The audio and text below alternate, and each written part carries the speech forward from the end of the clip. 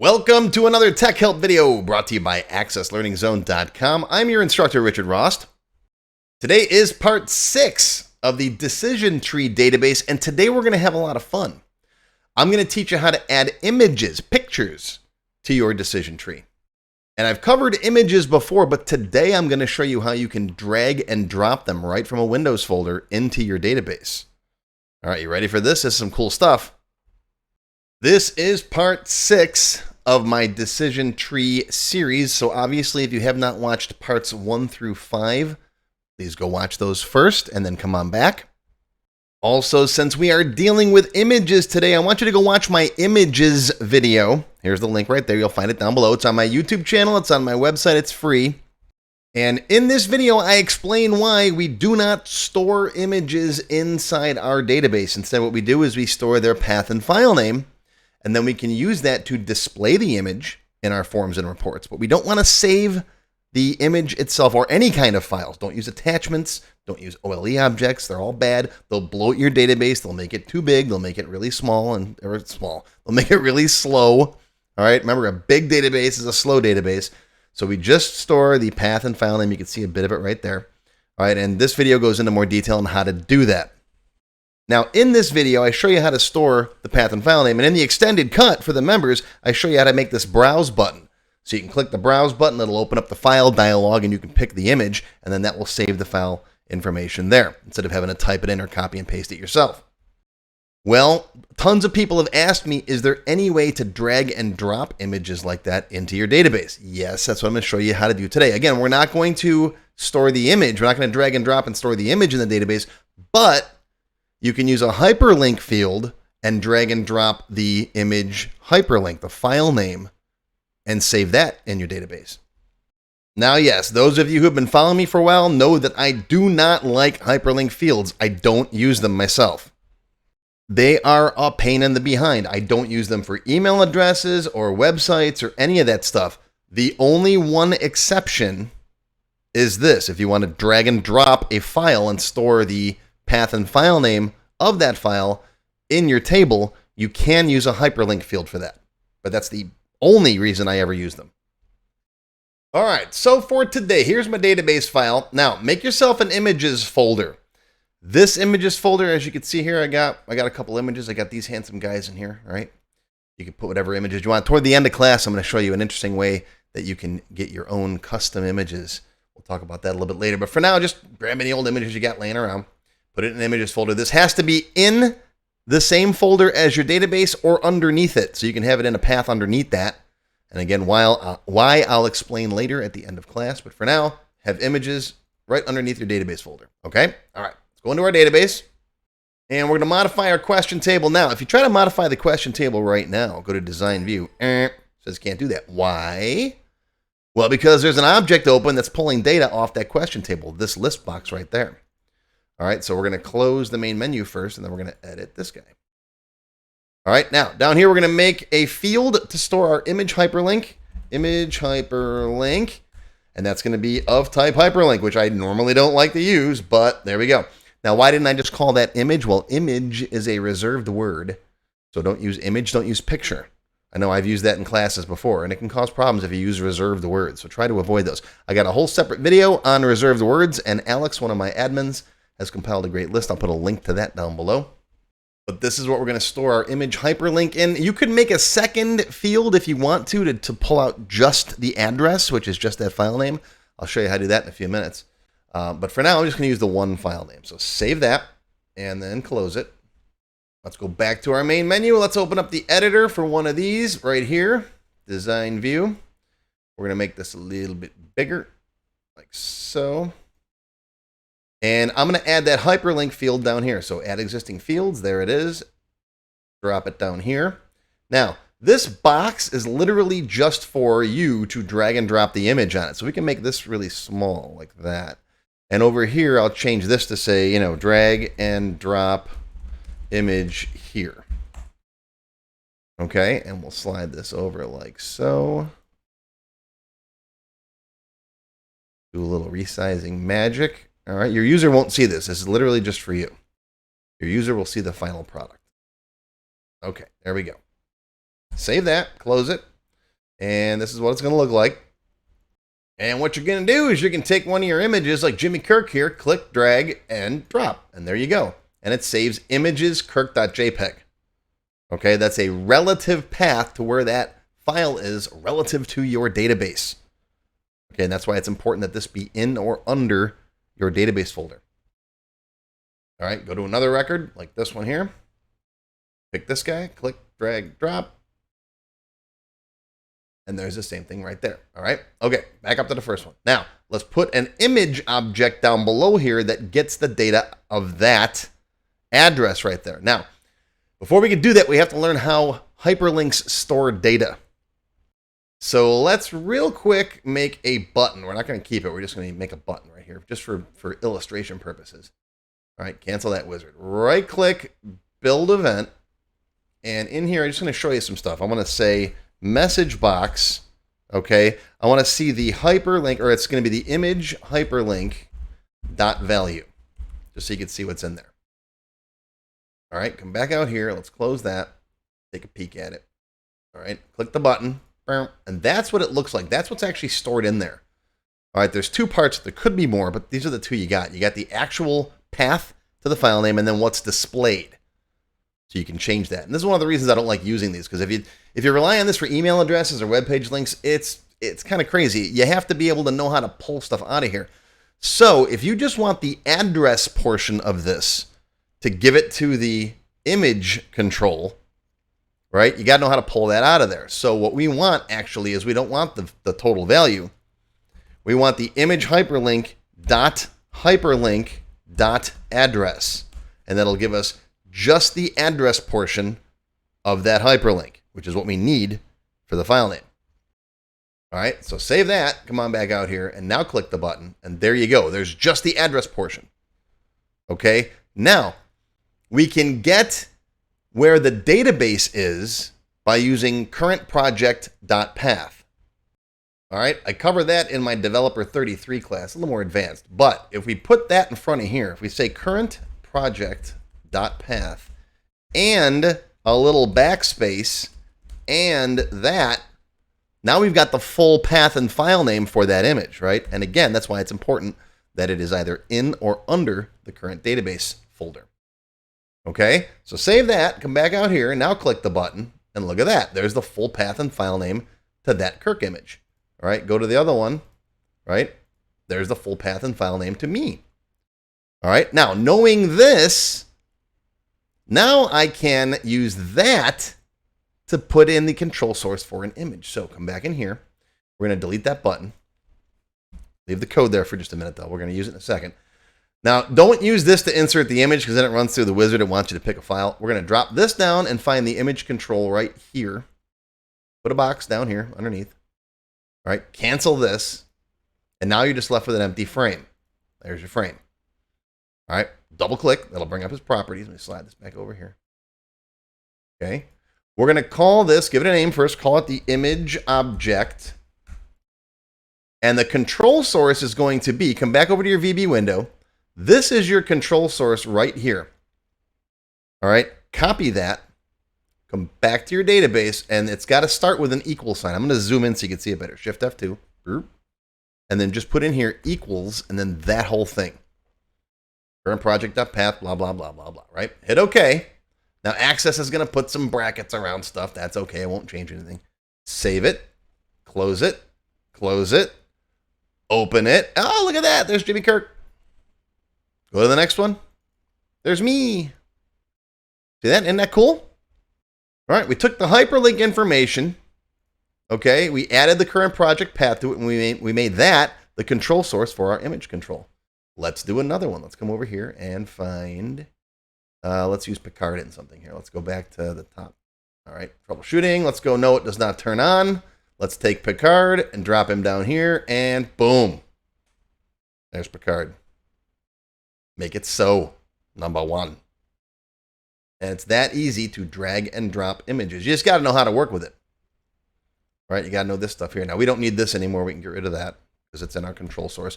And like I said before, what you could do if you'd rather have just that file name is you can have the hyperlink field. You can add a text field, a short text field for that for that image's file name only, right? And then in the after update event for this guy, you can just figure out what the path and file name is and save that in a text field, then use that text field as the control source for the image. But this works fine just like this. But you got to keep the hyperlink around.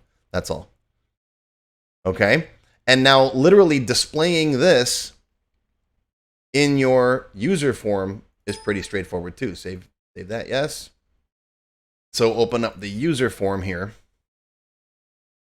All right, right click, design view, come down here, and you'll put your picture down here. Or if you want, you could put your picture over to the side over here. Whatever you want. It's your stuff. Do whatever you want with it. Now we can go over to the editor and just grab this guy, copy, and then paste it over here. And do something like this, maybe. I don't know. This.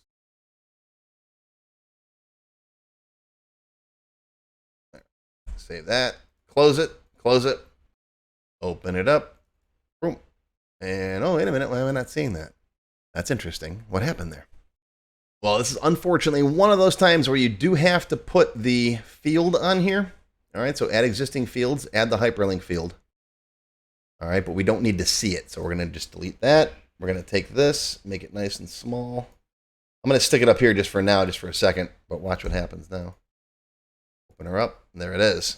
Okay, but we don't need to see this, so I'm just going to maybe slide it here, and then we'll make it invisible. Oops, in the properties, format, visible, no. Sometimes you got to have that field on there. Sometimes you don't. There you go. See? Beautiful. I don't think I did that. There we go. There's me. Okay. Now, I mentioned at the top of class, I'd teach you an interesting way to get some free images for your database. Let's say you're doing the dungeon crawl, right? And you want to, have a cool dungeon-y picture here. Okay, well, there's a lot of AI websites and different services out there that you can use to create AI-driven images that are royalty-free, that are just, you tell it what you want, and here's an image. And I've been playing around with it, and it's really cool. There's one called Leonardo, and it's really cool. I did give me a generic PC logo, icon of a computer. I did one here. That's an old man using a computer looking frustrated. I actually used this image. I tweaked it a little bit and changed the colors and stuff. But I used that in my intro to PCs video that I just made recently. So you can get some pretty cool stuff, right? There is no cloud. It's just someone else's computer, that kind of stuff, right? All right. Professional businessman teaching a small group of people in a computer classroom. I use that in my class too. All right. And this is just something that the computer just generated. And you can find this one at leonardo.ai. Another one of my favorites, of course, is ChatGPT. I love GPT. And under GPT-4, this is a paid feature. You got to be a paid member, but it's $20 a month. So if you have any need for business or whatever to do any kind of custom graphics, or just for ChatGPT in and of itself, it's fantastic. I think it's well worth it. But here's the DAL E3, which is a type of image generation. Okay, and I've done some stuff before. For example, here I said, give me an image of a unicorn riding a bicycle in the rain. And there you go. And it gives you a couple different options, right? All right, so I told GPT, I said, give me a classic D&D cave opening for an adventure story in the style of Larry Elmore. Larry Elmore is one of my favorite fantasy artists. He's awesome. He's amazing. I grew up admiring his work. He did all the D&D covers for the basic books and stuff. And it said it can't do that due to policies. It's obviously copyright. So I'm actually glad to see that they're not ripping off artists' work. But it then gave some different options, right? It says, here's 4 detailed descriptions that will be used to generate images. And read through this stuff. It's amazing what this stuff can generate. And here's the images it gave me. Look at that. Those are AI generated images. I'm mind blown what the stuff this can do. And here's the images based on detailed descriptions provided. So you pick one of these, pick whatever you like, save it, download it. I think since this is a classic dungeon crawl, I'm going to go with this one. This one looks awesome. So I'm going to use my little screen capture tool. I use Hypersnap. Grab that there. I'm going to make a dungeon crawl folder under here. I'll just call it dungeon. And I'll put my images in here for that. All right, there's my Hypersnap image. I'll call this just start or whatever. Okay, and now we'll go back to our editor. And I'll grab that start image and drop it there. Okay, close that. Well, oh, I didn't even have to restart that, and it just popped up right there. Look at that. Amazing. And you can make it so you can click on this and see a bigger, just make a form with a bigger image in it, right? A modal form if they want to just see this. And there you go. And I'm in the dungeon. Oh, let's close this. There we go. There, I resized it a little bit, make it a little bit bigger. Next, I asked it for the character class. I said, give me some sample pictures for fighters. And I'm going to go with this guy. That looks awesome. So I'll go here. I grab my fighter and drop it. Oh, no, this is the viewer. We got to go back out here. We got to go to the editor. Go to the fighter. And now I can drop it. There we go. Close that. Come back into here. Go to the fighter. And I realize at this point you'd want to see what the fighter sees here, but I'm just using this to illustrate the point. I'm not trying to make an actual game here, folks. Right here, you'd probably want to generate. You know what? I'm gonna try generating that instead of the fighter. Let me literally take this and put that in the GPT and see what it gives me. Of course, an interesting thing to do would be maybe on this page when you just click on one of these, it can update the image accordingly. That would be pretty cool.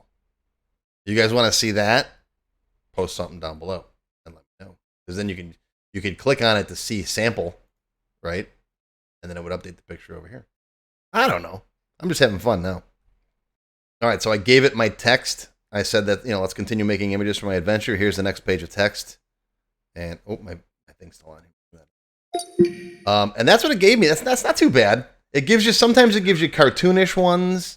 And I guess let's reload the page here. Hang on. Oh, there we go. That's not bad at all. It gives you 2 oil painting ones and then 2 illustration ones. This one's kind of cartoony and childish, but it all depends on what you're going for. If you're writing a book for kids or an adventure for kids, right? I like these, though. These are cool. So, yeah, you can just capture one of these. Right? That's awesome. It's got dice on the ground, too. I don't think I want the dice, though. Or actually, my description said they were playing some kind of a dice game, so it threw in these dungeon dice in here. That's awesome. I'm going to copy this. All right, so let's go to just someone else, like the cleric here. Oh, I keep forgetting you got to go back to the editor. You know what it also would be nice to build in here would be, if you're in here, have some kind of a secret button somewhere or a keystroke you can click to launch the editor on this page, so you don't have to keep jumping back to the editor again. I'll put that on the maybe list. But let's go to cleric, and we'll grab the goblin. Put that there. Okay, close it. Dungeon crawl. Cleric, and there's that one. That's pretty cool stuff. All right, so I'm done playing around. So that's a lot of cool stuff for today. That's basically the nutshell of how to drag and drop images and put them inside of your form like that. Now, I mentioned earlier that the images have to be in or under the current database folder. Okay? If you try to grab something that's maybe even on a different drive. Okay, let's go to this guy here. I'll grab something off another drive here. I'm going to click and drag and drop it, and boom. Now, it's on my G drive. My drive fighter.jpg, and it's not working. Why? Because it's not under the current folder. And so the technique that we're using to display it, to get the address, doesn't work. So, for the members in the extended cut, I will show you how to take this full path, chop off just the file name, and then we'll get the proper path for it and use that so we can display images that are anywhere on your network, on your hard drive, on different drives. Okay? That will be covered in the extended cut for the members, and no, I have not made the title slide yet. Hang on. All right, there we go. Silver members and up get access to all of my extended cut videos, so if you want to learn how to do that, check it out. If you want to learn more about working with images in your database, check out my imaging seminar. We do lots and lots of different stuff. In fact, one of the cool things in this seminar is I show you how, where is it now? I show you how to click a button, browse to a file, pick a file on your hard drive or on your network, wherever, okay? And then it will take that image and it will copy it to a shared images folder. Okay, so you can set it up on your server or wherever. So users anywhere on their network can pick local files on their local hard drive. It will then get copied up to the shared server folder, and then the file will get renamed. You can rename it based on anything you want, a date and timestamp or the customer ID, whatever. And then that will then show up in everybody's databases because it'll now be in the shared server folder. So that's one of the cool things I do in this imaging seminar. And that currentproject.path thing I cover in Access Developer 33. Lots of file system object stuff in there. And of course, check out all of my developer lessons. If you like learning with me and you want to learn more VBA and how to build databases and all that cool stuff, well, check them out. There's the link. And yes, I just realized this is part 6. Sorry, my bad. Oops. There you go, folks. That is your tech help video for today. I hope you learned something. I hope you had some fun. I enjoyed this. This was a great video. I had a lot of fun today. Live long and prosper, my friends. I'll see you next time. And I'm not sure when we're going to do another decision tree video because, like I said in part 5, these haven't been really getting a ton of views. So like them, share them, post some comments down below. Tell me what you want to see. And if we ever get around to making part 7, then we'll make part 7. If not, I might continue this in a seminar. So those of you that are interested, let me know. Thanks. See you next time. If you enjoyed this video, please give me a thumbs up and post any comments you may have below. I do try to read and answer all of them as soon as I can. Make sure you subscribe to my channel, which is completely free. Click the bell icon and select all to receive notifications when new videos are posted. Want to learn more? Click the Show More link below the video to find additional resources and links. YouTube does a pretty good job of hiding it. It's right down there. See this part of the description here, right? The name, the video's up here. There's a little Show More down there, right down the bottom. It's kind of hard to find. But once you click on that, you'll see a list of other videos, additional information related to the current topic, free lessons, and lots more. And YouTube no longer sends out email notifications when new videos are posted like they used to do. But if you'd like to get an email every time I post a new video, click on the link to join my mailing list. And you can pick how frequently to get emails from me, either as they happen, daily, weekly, or monthly. Now, if you'd like to become a paid member of my channel and receive all kinds of awesome perks, click on the Join button. You'll see a list of all the different membership levels that are available, each with its own special perks, including my extended cut videos, access to my code vault, lots of VBA source code in there, template downloads, and lots more. I'll talk more about these perks at the end of the video. Even if you don't want to commit to becoming a paid member and you'd like to help support my work, please feel free to click on the tip jar link. Your patronage is greatly appreciated and will help keep these free videos coming. I got some puppies to feed. But don't worry, no matter what, these free tech help videos are going to keep coming. As long as you keep watching them, I'll keep making more, and they'll always be free. Now, if you really want to learn Access and you haven't tried my free Access Level 1 course, check it out now. It covers all the basics of Microsoft Access, including building forms, queries, reports, and more. It's over 4 hours long. You can find it on my website or on my YouTube channel. I'll put a link down below you can click on. And did I mention it's completely free? The whole thing, free, 4 hours. Go watch it. And okay, a lot of you have told me that you don't have time to sit through a 4-hour course. So I do now have a quicker Microsoft Access for Beginners video that covers all the basics faster in about 30 minutes. And no, I didn't just put the video on fast forward. But I'll put a link to this down below as well. Now, if you like level 1, level 2 is just $1. That's it, $1. And that's another whole 90-minute course. Level 2 is also free for paid members of any level, including supporters. So if you're a member, go watch level 2. It's free. Okay, want to get your question answered in a video just like this one? Visit my tech help page and send me your question there. Members get priority, of course. While I do try to read and respond to all of the comments posted below in the comments section, I only have time to go through them briefly a couple of times a month, and sometimes I get thousands of them. So send me your question here on the Tech Help page, and you'll have a better chance of getting it answered. And while you're on my website, be sure to stop by my Access forum. We've got lots of lively conversations about Microsoft Access and other topics. I have a fantastic group of moderators who help me answer questions. Shout out to Alex, Kevin, Scott, Adam, John, Dan, Juan, and everybody else who helps out on the site. I appreciate everything you do. I couldn't do it without you. Be sure to follow my blog, find me on Twitter, and of course on YouTube. Yeah, I'm on Facebook too, but I don't like Facebook. Don't get me started. Now, let's talk more about those member perks if you do decide to join as a paid member. There are different levels: silver, gold, platinum, and diamond. Silver members and up get access to all of my extended cut Tech Help videos, one free beginner class every month, and some other perks.